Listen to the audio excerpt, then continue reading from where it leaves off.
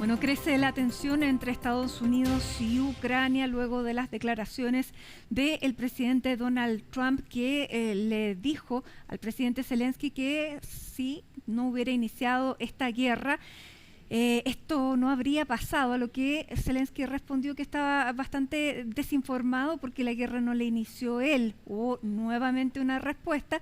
El presidente Trump le dice que más bien que actúe rápido porque si no puede quedarse sin país. Bueno, las cosas están tensas no solamente entre Rusia, entre Estados Unidos y Ucrania, sino que también está involucrado Rusia, toda la Unión Europea. Bueno, de todo lo que está ocurriendo a esta hora en estas negociaciones es que vamos a conversar con el analista internacional Raúl Sor, que está aquí con nosotros en esta sala de redacción, Raúl, de CNN Chile. Bienvenido. Hola, ¿qué tal?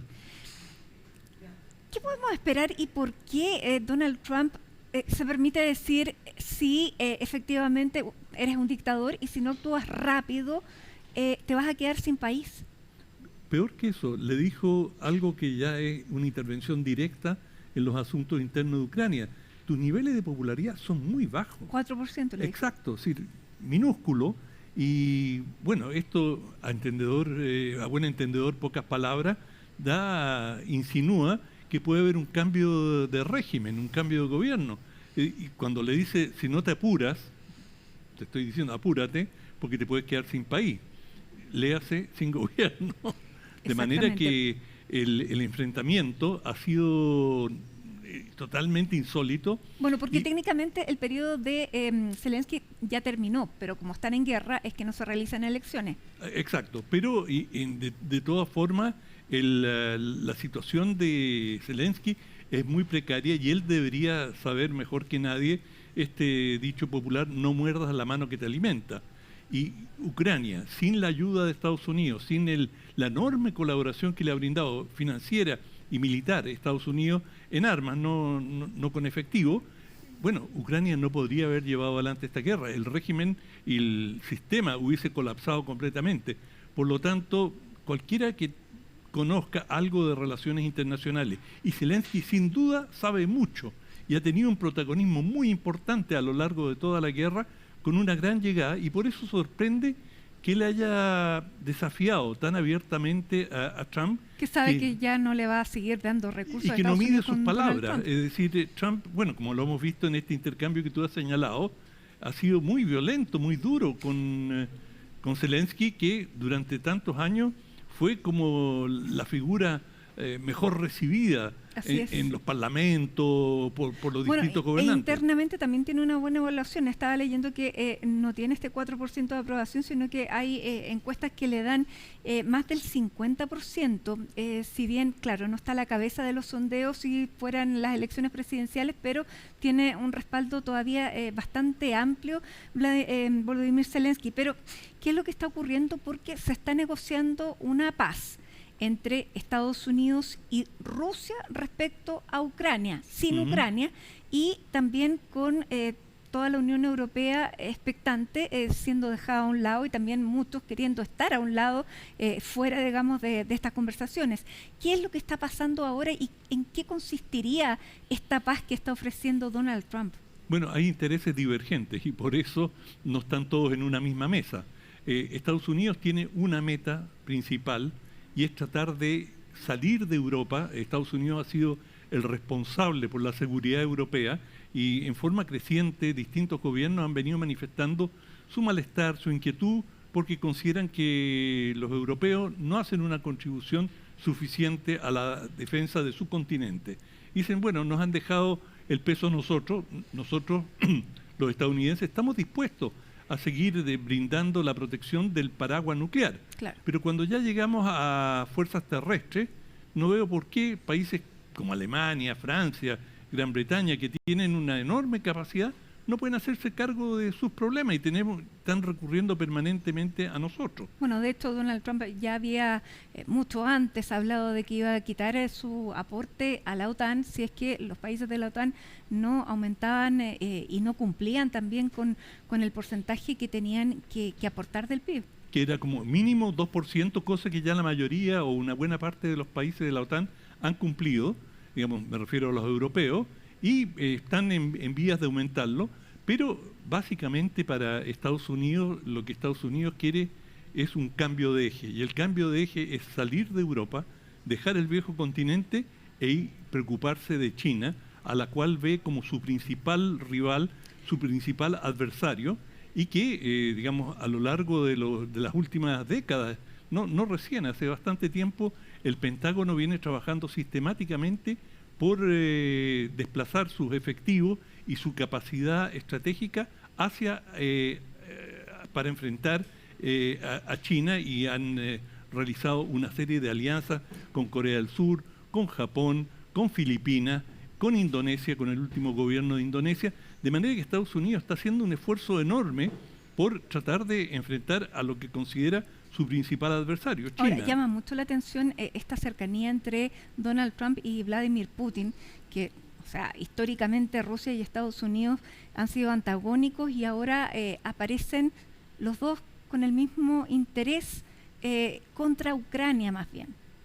Bueno, digamos, en la consideración de Trump, Ucrania era una guerra que él nunca consideró necesaria y no compartió desde el comienzo la visión europea de que la defensa de Ucrania era la defensa del viejo continente, cosa que sí hizo el presidente Biden, que por eso brindó este apoyo enorme. Pero en Estados Unidos hay una corriente sustantiva, especialmente en el Partido Republicano, que digamos, en términos de la geografía política estadounidense es el partido de la derecha. Bueno, en el Partido Republicano había una crítica cada vez mayor a las cantidades enormes de cientos de millones de dólares que se estaban enviando a Ucrania, acusaciones de corrupción, de que ese dinero no estaba siendo bien utilizado, y Ucrania tiene una reputación desde hace mucho, debe ser un país de gran niveles de corrupción, pero independiente de eso había este movimiento aislacionista en el seno del Partido Republicano, diciendo, ¿por qué tenemos que estarle donando esta cantidad enorme? Porque en el fondo son donaciones a Ucrania. Y una de las respuestas que ha dado Trump, una de las cosas que planteó, decir, bueno, y ya que hemos hecho todas estas donaciones, ¿qué nos va a dar Ucrania a cambio? En Ucrania hay una serie de metales raros, de minerales, que son muy interesantes también para nuestro esfuerzo estratégico. Bueno, ellos deberían compensarnos por toda esta ayuda. Bueno, es decir, cambió completamente la relación. Durante la semana pasada en las palabras del presidente Zelensky, que planteaba una colaboración con Estados Unidos. Esa eran hasta la semana pasada la postura de Zelensky, pero esto cambió durante estos últimos días. Y también durante estos últimos 3 días la postura de Europa ha estado también en la mira, porque el presidente Macron citó o convocó una reunión el lunes en París, donde no todos fueron con las mismas ganas, porque están viendo qué es lo que van a hacer si efectivamente Estados Unidos se retira. Bueno, a cada uno le aprieta el zapato de distinta manera también en este conflicto. Entonces, por ejemplo, Alemania, que tiene una relación mucho más directa, más frontal con Rusia que Francia, que no tiene fronteras, que está mucho más distante, siempre Alemania estuvo con el gran temor de que si en el tiempo de la Unión Soviética hubiese habido una invasión, Alemania habría sido el primer blanco. Por lo tanto, los alemanes tienen una relación diferente con Rusia, también tienen una relación económica bastante estrecha con Rusia. Bueno, recordemos el tema de la energía, que exacto. Inicialmente cuando comenzó la guerra, gasoductos, exactamente, claro. Era este gasoducto que iba a ser único, con el que se quedaron sin nada. Efectivamente, y yo me imagino que en Alemania también debe haber la idea de que ojalá se pudieran superar este conflicto que ya va a cumplir 3 años, pero que nada es eterno, y que en la medida que se normalicen las relaciones, Alemania podría ser una vez más el beneficiario de este gas que era muy competitivo, y aunque siguen recibiendo algunos, digamos, no Alemania, pero algunos países europeos siguen recibiendo gas ruso, lo hacen por la vía marítima, no por los gasoductos, pero lo lógico y lo económico, lo que tiene sentido, es que se utilicen esos gasoductos que están construidos a gran costo. Ahora, en las condiciones que se están planteando entre Estados Unidos y Rusia, Ucrania parece perdiendo, entre comillas, la guerra. No parece, está perdiendo la guerra. En forma estrepitosa. Así es. La ha perdido en cantidad de fallecidos, militares y civiles, en personas que han debido dejar el país. 8 millones son los desplazados. Casi un tercio del país. Exactamente.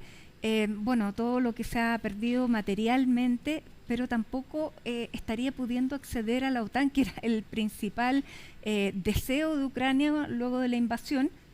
Una invasión que se va a mantener porque tampoco es que vayan a recuperar los territorios que ya fueron conquistados por Rusia. Bueno, los territorios que han perdido no son vitales en el sentido de que eran territorios filorrusos. Allí la mayoría de la población habla ruso y no ucraniano. El Donetsk.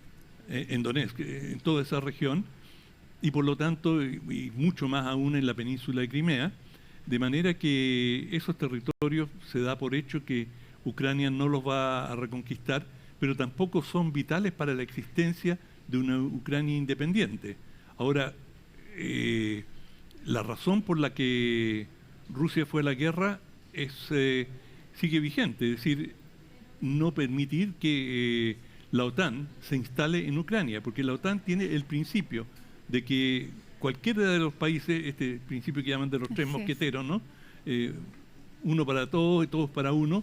Es decir, si uno de los países es atacado, todos tienen que responder. Bueno, y cualquier pleito que tuviera en el futuro Rusia con Ucrania, como hubiese sido el caso si hubiese sido miembro de la OTAN, bueno, habría intervenido inmediatamente Estados Unidos y todo el resto de los países europeos contra Rusia. Y esa fue la razón que dio Rusia para decir, no queremos la OTAN en nuestra frontera. Y no la queremos en Ucrania.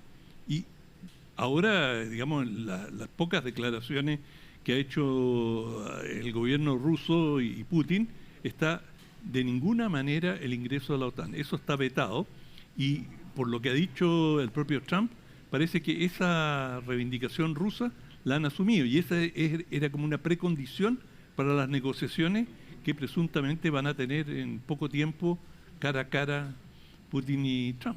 Ahora, lo único que lograría Ucrania es que se terminen los ataques y que se retiren las tropas. O sea, que se termine el conflicto armado, pero no gana nada de lo que pretendió.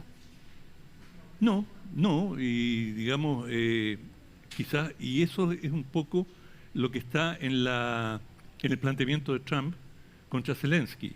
Y le dice, usted, en cierta manera, inició esta guerra. Se lo dijo en las últimas declaraciones. A eso precisamente alude. Usted sabía muy bien las consecuencias que tenía, los distintos pasos que dio, Ucrania. Entonces, cuando se discute quién empezó la guerra... La realiza Rusia. Sí, pero eso, en una disputa, el que, puso el primer soldado en el territorio del otro país no es necesariamente el comienzo del conflicto. El conflicto comienza cuando Ucrania dice queremos ser miembros de la OTAN y los rusos le dicen bajo ninguna circunstancia no vamos a permitir eso, si ustedes lo hacen nosotros vamos a intervenir. Bueno, Ucrania sigue adelante en ese proceso, te estoy hablando de la lectura que hay en Moscú. Bueno, y entonces para Rusia ellos nos provocaron, les dijimos que no podían entrar a la OTAN y ellos siguieron insistiendo, bueno, finalmente los invadimos. ¿Qué costos ha tenido para Rusia esta guerra? Porque internamente en Rusia se habla muy poco, tienen el control de los medios de comunicación, pero sí hay víctimas, hay soldados que han muerto, aunque muchos eran exprisioneros, pero ¿cómo está el ánimo en Rusia? ¿Qué ha significado esta guerra para Vladimir Putin? Ha tenido un resultado mixto como los tienen siempre las guerras. De un punto de vista, como tú bien lo señalas, ha sido desastroso para la economía rusa, con decenas de miles de soldados. No quiero dar una cifra porque hay un debate muy grande. En Rusia, claro. En Rusia y también, el presidente Trump habló de cientos de miles de bajas por lado y lado, que tampoco son cifras que uno ha podido confirmar de fuentes independientes, pero uno sabe que el sufrimiento ha sido enorme y que por cada soldado muerto hay muchos más que están heridos, que van a quedar que marcados vuelven para como siempre. veteranos de guerra en unas condiciones lamentables. Absolutamente, y digamos, psicológicamente desgarrados por esta guerra. De manera que, desde ese punto de vista, ha sido negativo. Los dos países han sufrido enormemente, pero claro, Ucrania saca la peor parte, y Ucrania sabía que estaba combatiendo con un país 4 veces más numeroso, con infinitamente más recursos.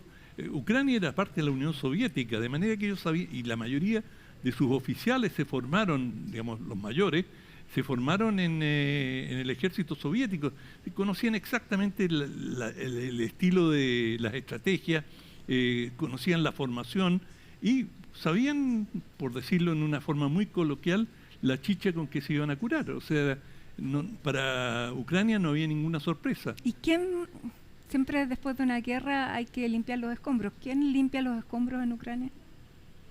Bueno, los propios ucranianos van a ser los primeros, y me imagino que en la medida que Estados Unidos persiste en la idea de que ellos se quieren alejar del viejo continente, la Unión Europea va a tener que asumir un rol mucho más protagónico, pero la Unión Europea está profundamente dividida en esta materia. Los ingleses, digamos, el señor Starmer dijo: yo estoy dispuesto a mandar tropas a Ucrania como parte de una fuerza de paz, para asegurar, una vez que se retiren los rusos, asegurar la paz. Y Alemania dijo: no, de ninguna manera, nosotros no queremos mandar tropas a Ucrania. Alemania no quiere asumir el riesgo de verse en una confrontación cara a cara con Rusia.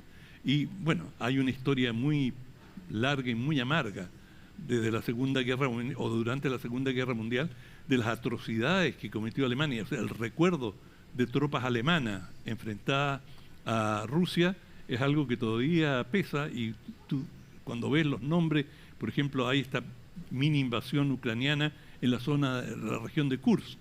Bueno, en Kursk se libró la batalla de tanques más importante de la historia entre el ejército rojo soviético y la Alemania nazi. O sea, todos estos nombres, los lugares, evocan directamente hechos que están relativamente frescos en la memoria. Sin duda. Vladimir Putin, de alguna manera, con el efecto de carambola de lo que pasó con Wagner, ¿se mostró una vulnerabilidad de un sistema, o eso quedó absolutamente zanjado con la muerte de Wagner? Sí, bueno, digamos, los mercenarios y la utilización de fuerzas mercenarias no le dio muy buenos resultados a Rusia, y con eso toda esta agrupación, que mostró ciertos grados de autonomía, fue, digamos, recuperada por el Estado ruso. Y bueno, eso queda como una página en el pasado, pero te habla más bien del aventurerismo y de la forma maquiavélica en que ha operado en algunos momentos el Estado ruso, Moscú, digamos, utilizando fuerzas como cuando invadieron Crimea, en forma muy cínica. Moscú dijo: sí, hay unos hombrecitos de verde que están en Crimea. Nunca admitió, nunca dijo: son nuestros soldados.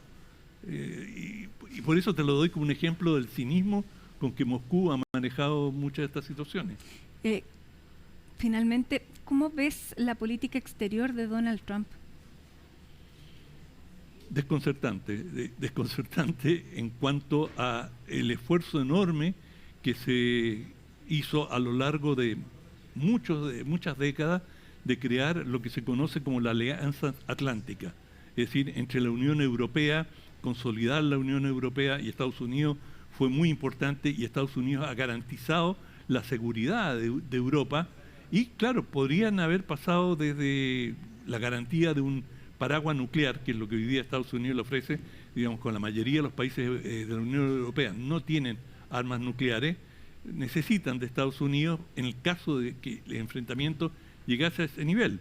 Pero, digamos, la marginación tan explícita y brutal que se ha hecho de la Unión Europea, ni siquiera de consulta previa, a nivel diplomático, de haber dicho: mira, nos vamos a reunir y los planteamientos del presidente Trump van a ser los siguientes: si ustedes tienen alguna observación, quieren hacer presente algo, por favor, somos todo oído. Consideramos que en primera instancia es mejor que cara a cara los dos dueños del circo se entiendan y después hablaremos con todos, pero ustedes los tenemos muy presentes. Bueno, eso no lo hicieron. Y eso es no solamente un agravio, sino que abre una grieta, una brecha entre los europeos y Estados Unidos en cuanto a la confiabilidad. Y te digo, cuando uno lee la prensa europea, cuando uno lee las declaraciones de los distintos gobiernos europeos, la desazón es inmensa, es decir, están absolutamente desconcertados. Bueno, están culpando directamente a Estados Unidos de intervenir en la campaña electoral alemana. Bueno, hay muchísimas cosas de las que pudiéramos seguir hablando, Raúl. Ahora, recién hemos visto que finalmente Estados Unidos respecto a América Latina, que no tiene muchos intereses, solamente ha incluido a los carteles internacionales como el Tren de Aragua dentro de los grupos terroristas ya oficialmente. No sabemos cómo eso nos va a afectar o por lo pronto ya están volando drones estadounidenses sobre México.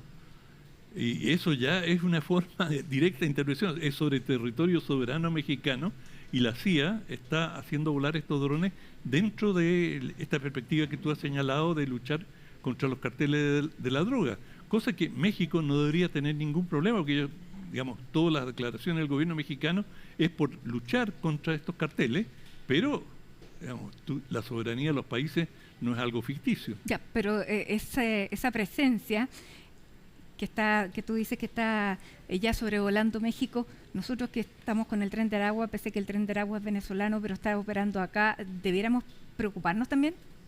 No, es decir, esto es realmente, somos un pelo de la cola, afortunadamente, de manera que no deberíamos preocuparnos aún, pero se está sentando un precedente y eso a México en particular debiera preocuparle mucho. De hecho, le preocupa mucho. Bien, Raúl Sor, como siempre, un gusto tenerte acá comentando estas noticias que están preocupando no solamente a los involucrados, sino que a todos los que estamos viendo lo que está ocurriendo con esta política exterior. Muchísimas gracias. El gusto es todo mío.